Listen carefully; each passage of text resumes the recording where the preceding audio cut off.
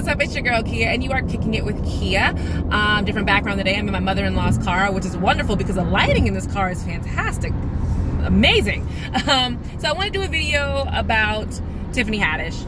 I feel like it's time that all of us had this conversation about what Tiffany Haddish represents for the Black community and specifically for Black women.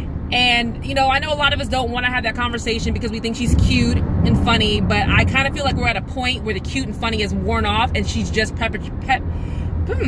perpetuating stereotypes about Black women. So the reason, my last straw why this is coming up is because last night was the Met Gala. And the Met Gala is a very, very huge fashion event. Again, it took place on May 6th in New York to support the Metropolitan Museum. It's a very, very large event, very fancy, very classy event. Tiffany was there. She was dressed by the wonderful Michael Kors, and he put her in a zebra print suit, which was very campy. It definitely worked. She kind of looked like a pimp, but everybody else looked crazy too. Janelle Monáe had a flashing eyeball in one of her boobs. Kim went as, well, she went as Kim, whatever. And, you know, everybody was very definitely playing up to the theme of just being fabulous and ostentatious and wonderful. So Tiffany walks up to do the regular press line, and I don't know if she was speaking with if it was E or if she was talking to Access Hollywood. But either way, they start having the conversation, and she kind of reveals, like, hey, last year they did not have enough food, which I've heard before. They do not have enough food at the Met Gala. They have a ton of alcohol, but not enough food. And she reveals that last year she was so hungry after that she wanted to make sure that she wasn't hungry this time. And she opens up her purse. For me, I thought that she was going to pull out a package of Ritz crackers or like a Lunchable. A Lunchable would have been cute. But she instead pulls out a Ziploc bag of homemade fried chicken. And to me, now I'm done with you. You are now in public, classy spaces perpetuating Black stereotypes.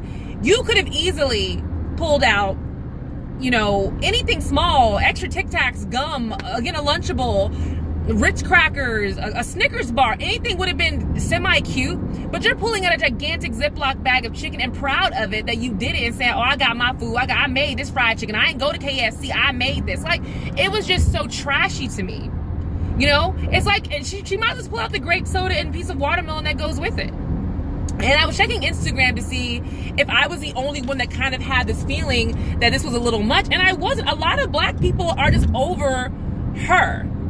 I don't find her funny. A lot of people don't find her funny, which is fine. A lot of people, I don't find Amy Schumer funny. Some people do. Who cares?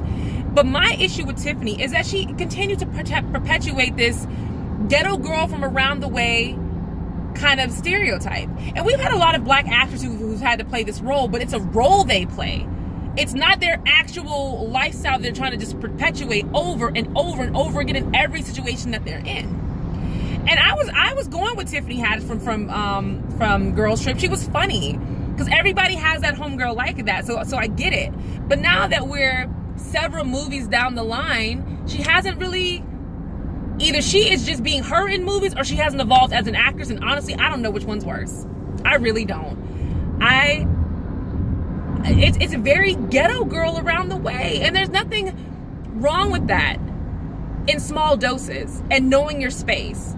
Perfect example, Cardi B. Cardi B is the mixy Latina version of Tiffany Haddish. But Cardi B knows her spaces. She knows when it's okay to be, you know, herself, like on Instagram, and be loud and crazy and ghetto and all that kind of stuff. And then when she gets in front of cameras and gets in front at a place like the Met Gala, she's a completely different person. You know, Cardi B has made herself an icon because she knows that I can't be me everywhere. Me don't work everywhere. Tiffany Haddish hasn't learned that lesson. And it's interesting because, you know, Tiffany is a whole decade older than Cardi. You'd think she would learn this lesson by now, but she hasn't. So I really want to get the conversation started because I do support Black women. And I know a lot are going to say, oh, you don't support Black women or you already taking another Black person down. I support Black women enough where I don't want to be a stereotype. I don't want to have white people looking at me like I'm a stereotype. It's hard enough as a Black professional woman going into a room and having people expecting you to be like a Tiffany Haddish. And that does happen. And it has happened to me and it's not fun. So I'm conflicted. I want her to, be herself.